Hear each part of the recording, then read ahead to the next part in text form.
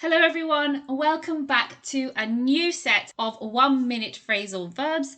This is the third set that I have made, and I will leave a link to the other two sets in the description box below. Each set has 10 phrasal verbs which I think are useful for you at upper intermediate or advanced level.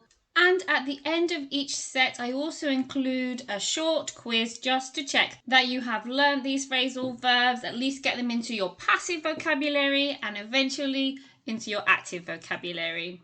This is phrasal verb number 1. It is to bring forward. The meaning of bring forward is to make something happen at an earlier time than planned. And you may recognize this as the opposite of the phrasal verb to put off, which means to postpone. And we looked at that in a previous 1-minute phrasal verb lesson. So let's look at some examples of bring forward. As most people cannot attend the meeting at 5 p.m., it has been brought forward to 3 p.m. It was a surprise when the Prime Minister announced that the general election had been brought forward by 2 months. Okay, so there you have it. That is to bring forward. Come back on Saturday for the next phrasal verb. Bye for now.